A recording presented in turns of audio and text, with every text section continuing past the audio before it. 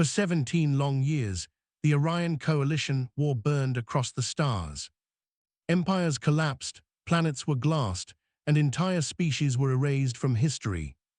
The Karax Dominion and the Violian Compact fought with a hatred so old that even their historians no longer remembered how it began. Their fleets darkened systems, their weapons cracked moons, and their soldiers died by the billions. Humanity watched from the edge of known space. We were young, recently admitted to the Galactic Assembly, classified as observers and trade partners. Many dismissed us as irrelevant, a species still divided by old borders and fragile alliances. Others believed humans were dangerous, not because of our technology, but because of our silence. We offered aid ships, medical relief, and evacuation corridors. Both sides rejected them, calling us cowards for refusing to fight. So we waited.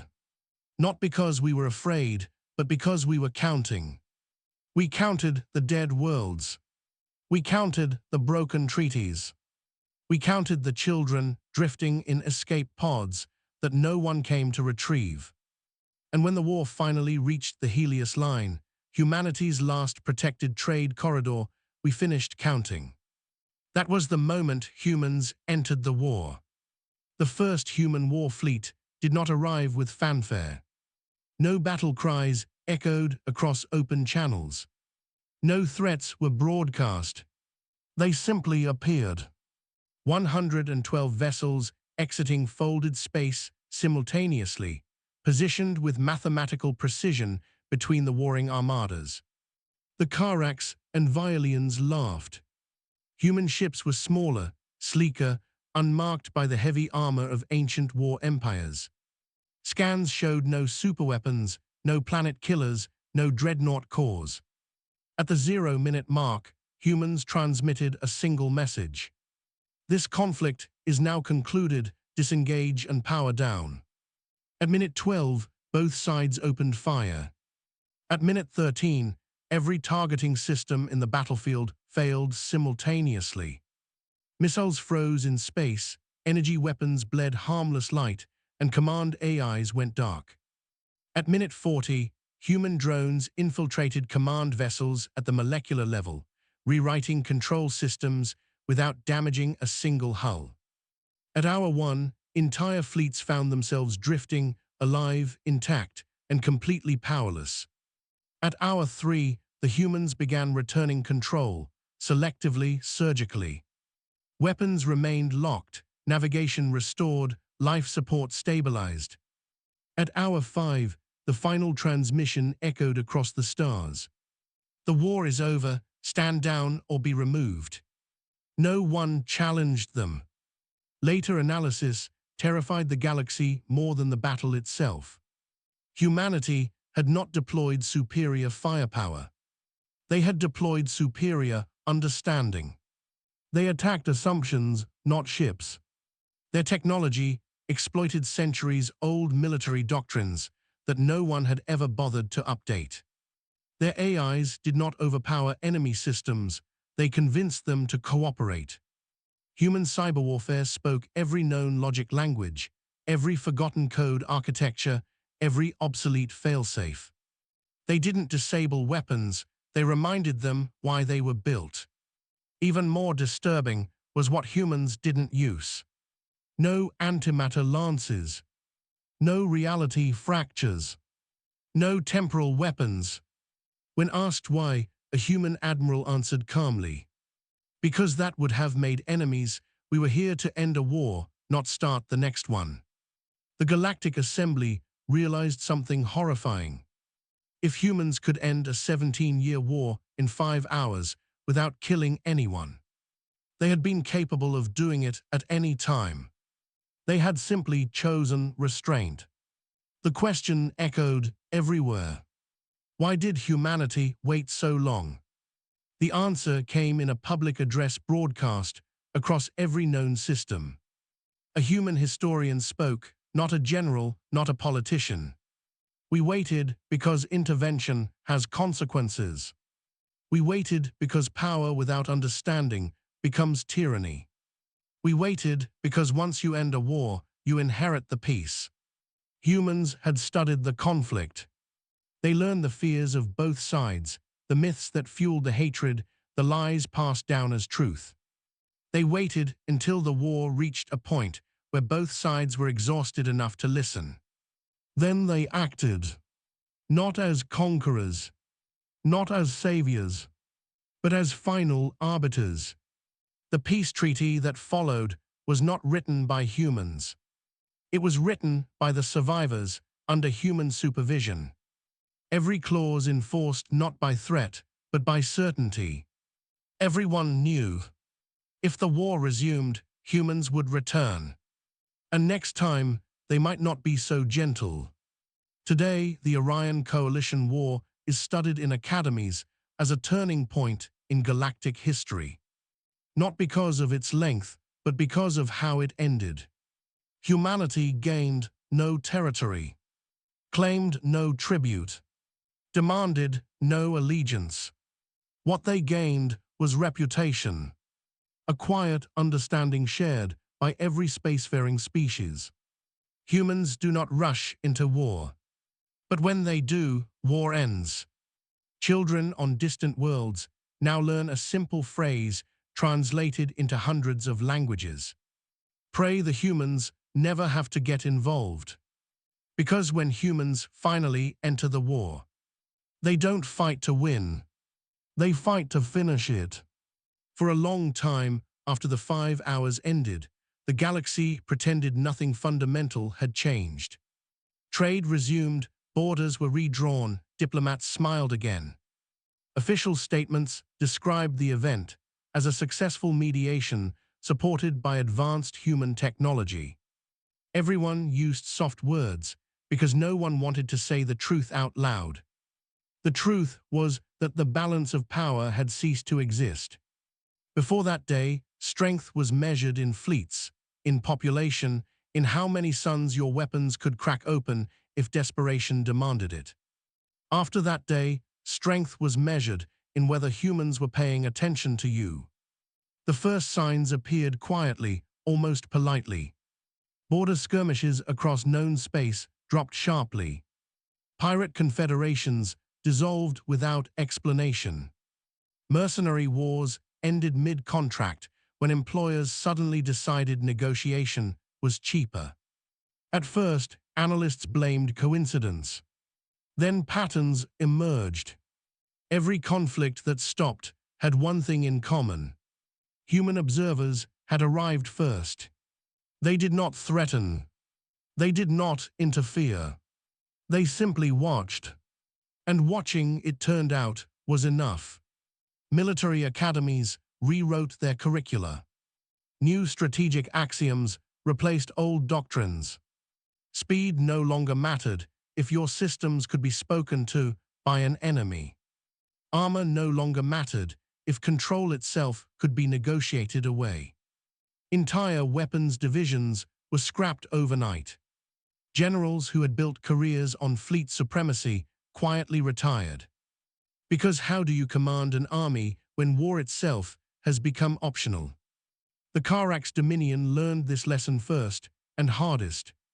Their culture had been forged in conquest, their identity shaped by survival through violence. After the 5 hours, their high command convened in silence for 3 days. No arguments, no shouting, no challenges. On the 4th day, the Dominion announced the dissolution of its expansion fleets. 1,000 warships were dismantled, not destroyed.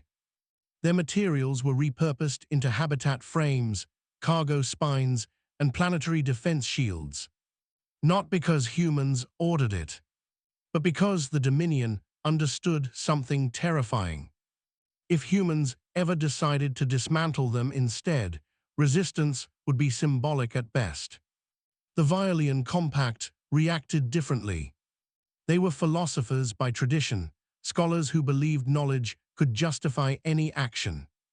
Their archives were opened fully to human researchers. Not out of generosity, but out of fear.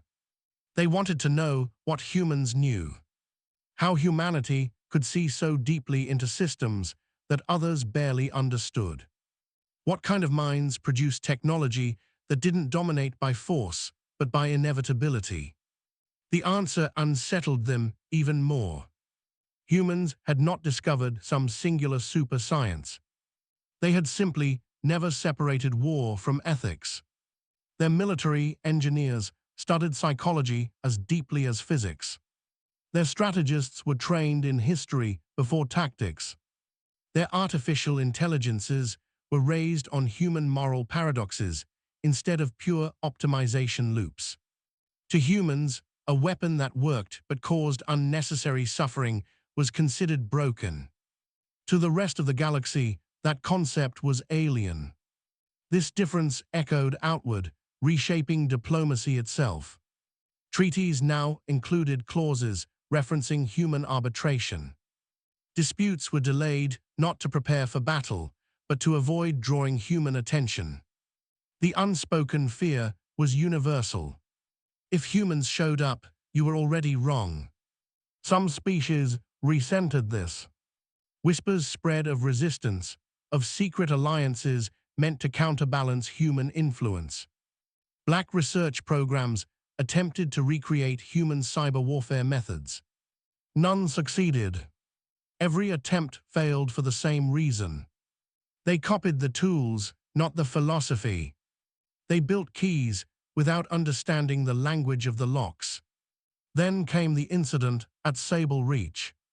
A remote system, far from major trade lanes, inhabited by a minor species barely known to the wider galaxy. A mining conglomerate backed by 3 regional powers moved to seize the system's resources. Legally justified, economically efficient, morally hollow. No war was declared. No fleets clashed. It was conquest by contract. The locals resisted. Not with weapons, but with appeals. Their transmissions went unanswered for weeks, until one signal reached human space. It was not a plea for rescue. It was a simple question. Is this allowed? Humans arrived 70 hours later. One ship, unarmed by any visible standard. It positioned itself between the mining armada and the planet, and did nothing. For 6 hours, nothing happened. Then mining drills shut down. Corporate command networks froze. Financial accounts across 3 governments locked simultaneously pending audit. A human legal envoy transmitted a single statement. This action violates the principles agreed upon after the Orion War. Withdraw and renegotiate. The Armada left within minutes. That was the moment the galaxy truly understood. Humans did not need war to enforce peace. They had woven themselves into the systems that made war profitable in the first place. Economies depended on them. Navigation standards referenced human protocols. Medical supply chains ran through human-managed corridors. Even communication relays quietly relied on human maintenance algorithms. Humanity had not conquered space. They had become necessary to it. Critics called it soft domination. Supporters called it stewardship. Humans themselves rejected both terms. "We didn't build an empire," a human delegate said during an assembly session. "We built responsibilities." That sentence spread faster than any fleet ever had, because it forced a question no civilization liked answering. What do you do when the strongest power refuses to rule? The answer, slowly, was accountability. Species began policing their own extremists, not because humans demanded it, but because everyone knew what unchecked escalation looked like now. Children across the galaxy grew up without seeing war footage as a normal part of education. Museums replaced battle holograms with reconstruction archives. Veterans were honored not for kills, but for restraint. Human veterans, when asked about the 5 hours, rarely spoke. Those who did shared the same sentiment. It was the easiest war we ever fought. because no one forced us to become monsters. The phrase became famous and misunderstood. Some believed it meant humans enjoyed war. Others believed it meant humans found war trivial. The truth was simpler and far more unsettling.